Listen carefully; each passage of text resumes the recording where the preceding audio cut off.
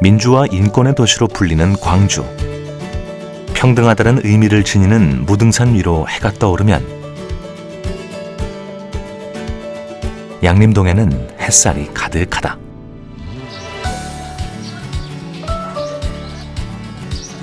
광주시의 95개 동 가운데 하나이자 0.68제곱킬로미터 면적에 한적해 보이는 작은 동네 양림동.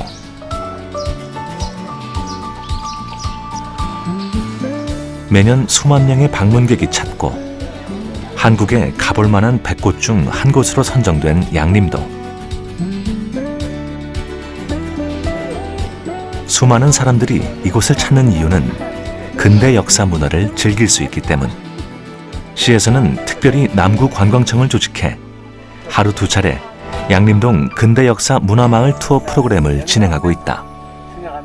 오늘 양림동에서 역사적 사건이 무슨 일이 있었는지 알아보려고 역사 동아리에서 찾아왔습니다. 저기가 양림대가나 저기 가봐. 여가 있어요. 여기서 여 길로 들어가고 양림 이쪽으로 가야 돼요. 지도를 손에 들고 보물찾기를 하는 모습은 양림동의 흔한 풍경이 된 지 오래. 양림동에는 근대 건축물 외에도 이색적인 볼거리가 많다. 그 가운데 하나가 펭귄 마을. 좁다란 골목길 곳곳을 채운 아기자기한 볼거리들이 사람들을 불러 모은다. 골목길을 걷다 뜻밖의 보물 같은 장소를 만나게 되는 것도 양림동의 매력. 골목길 끝에 자리한 동네 미술관에서 느끼는 차 한 잔의 여유는 왠지 모를 편안함으로 다가온다. 되게 미술관이라고 하면은 뭔가 어려울 것 같고 그런데 여기는 카페도 있고 제가 직접 뭐 간단하게 와볼 수 있는 곳이라서 가볍게 오기 되게 좋은 것 같아요. 네, 가시 원사님 여기 가시면 네. 왼쪽으로 가면 돼. 네. 근대에서부터 현대까지 다양한 시간의 흔적들이 공존하는 양림동.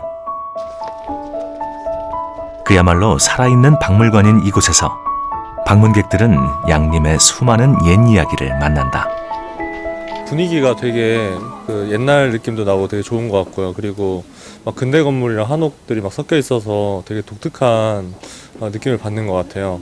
책에서만 보거나 수업으로만 듣던 역사가 아닌 직접 여기 와서 체험을 하니까 좀 더 역사가 나와 가깝게 있구나라는 걸 느낄 수 있었던 것 같아요. 양림동의 살아있는 역사. 그 시간의 흐름을 피부로 느낄 수 있는 방법들이 있다. 골목길 중앙에 자리 잡은 양림 살롱.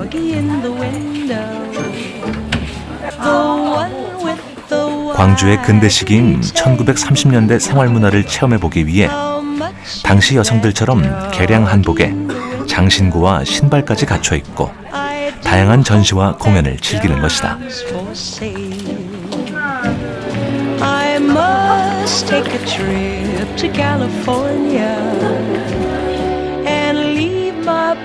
매월 마지막 주 수요일, 양림동은 마을 전체가 예술 무대가 된다. 1930년의 광주를 그대로 간직하고 있는 이곳. 저와 함께 양림 속으로 빠져보시겠습니까?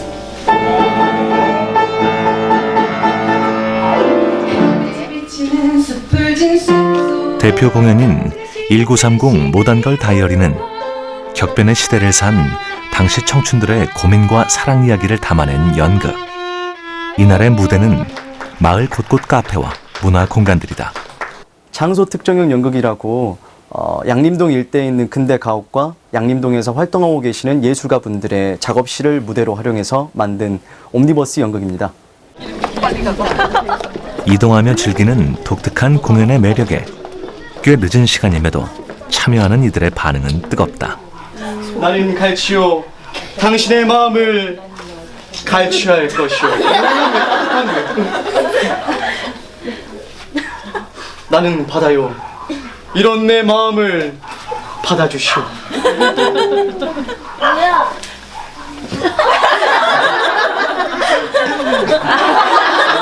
어땠어?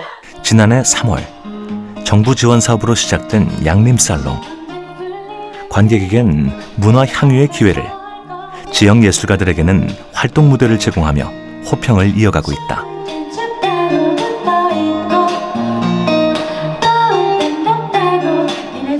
좁다란 골목길 따라 펼쳐진 아기자기한 재미들에 사람들의 발길은 양림으로 끊임없이 이어지고 있다. 양림동 처음 와봤는데 친근한 분위기랑 약간 정을 느낄 수 있어서 좋았습니다. 오, 좋아요. 정말 좋았어요. 좀 전체적인 동네 분위기도 좋았고요. 그다음에 한복을 입고 돌아다니는데 좀 되게 색다른 느낌? 그런 것도 있었고 정말 만족했습니다. 오래된 주택가에서 꼭 한번 가봐야 할 관광 명소로 떠오른 양림동. 그러나 사람들이 양림동에 주목하기 시작한 것은 그리 오래되지 않았다. 처음 사람들의 시선을 끈 것은 근대 초기 서양 선교사들이 남긴 발자취.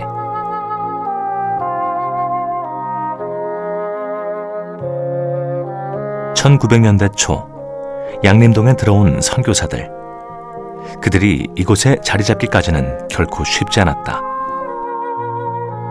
이곳을 처음 찾은 유진 벨 선교사는 1895년 미국 켄터키주 루이빌에서 출발해 태평양을 건너 조선 제물포에 도착했고 서울을 거쳐 호남에 도달하기까지 수년의 시간이 걸렸다. 남장로교는 이쪽 호남 쪽, 그다음에 북장로교는 저쪽 경상도의 영남 쪽으로 하고 남장로교는 이 호남 쪽으로 이렇게. 남장로교가 호남에서 선택한 선교 지역은 광주 양림리. 1900년대 초반 광주 선교부. 1904년의 12월 유진벨 선교사가 광주로 이사 오면서 양림동의 새로운 이야기가 시작된다. 오랜 여정 끝에 양림에 도착한 선교사들.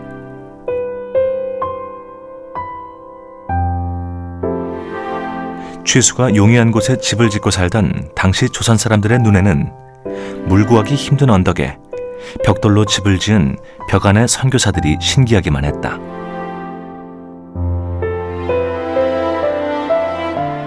(1904년 12월 25일) 선교사들은 호기심 어린 눈으로 쳐다보는 이웃들을 자신의 집으로 초대했고 광주에서 선교사들과 이웃들이 함께하는 첫 예배가 드려지게 되었다.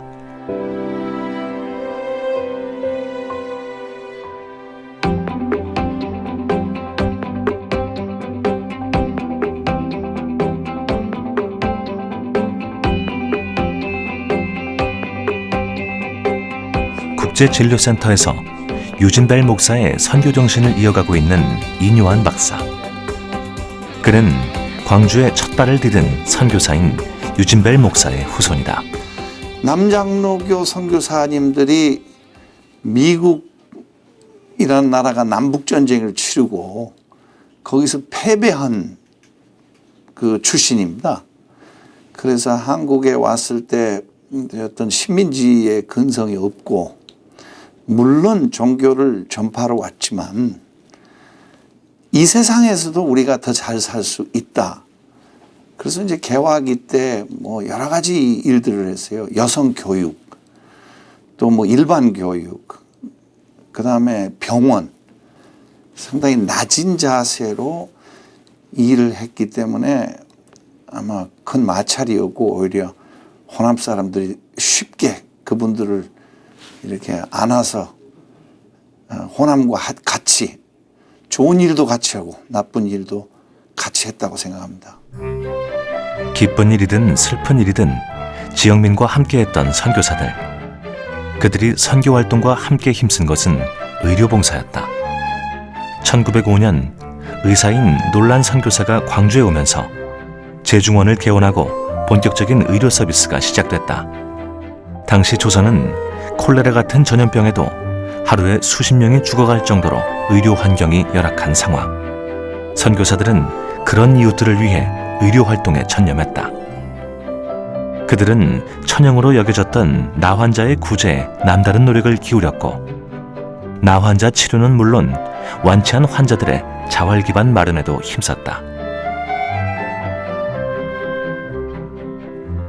1908년에는 광주 최초의 사립학교인 숭일학교와 수피아 여학교를 개교하면서 보다 체계적인 근대 교육이 시작되었다.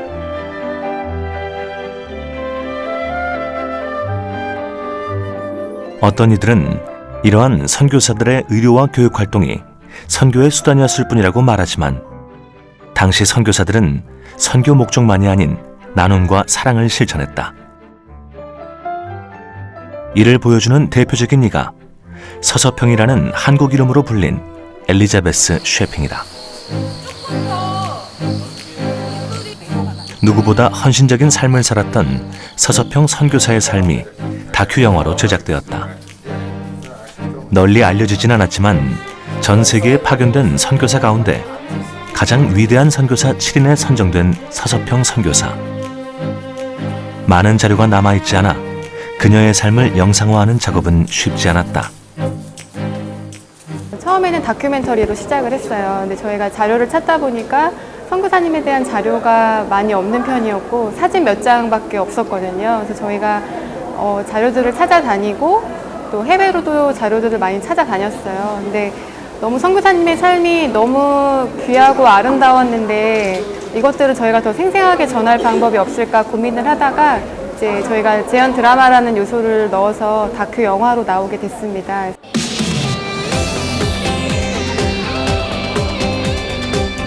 지난 4월 3일 광주의 한 영화관에서 다큐 영화 서서평의 첫 시사회가 열렸다. 그녀가 사랑했던 광주이기에 더욱 특별한 자리. 광주 시민들의 관심도 남달랐다. Elise Johanna Sheping, who was a missionary to Korea. 미국 남장로교 선교 역사에 있어 영광스러운 이름으로 기록된 선교사 서서평. 한 여인의 슬픔과 한 선교사의 강인함이 절절했던 이야기는 역사 속에서 묻혔다.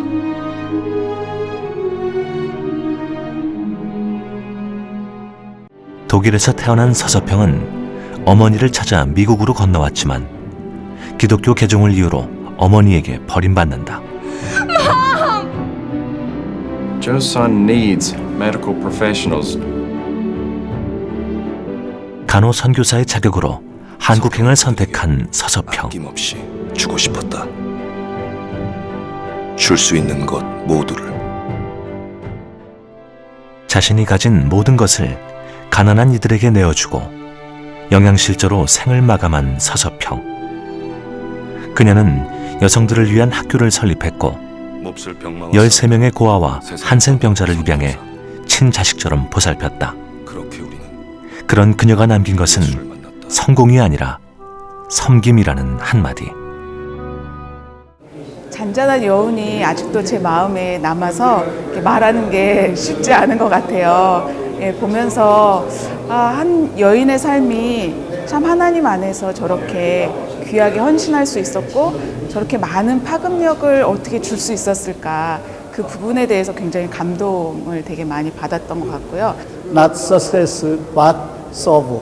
성공이 아니라 늘 섬기라는 이 말씀, 우리 크리스천들이 마음속에 오래오래 간직하고 깨어서 기도하고 또 우리 선교사와 같은 모습으로 닮아가는 모든 크리스천이 되었으면 좋겠습니다.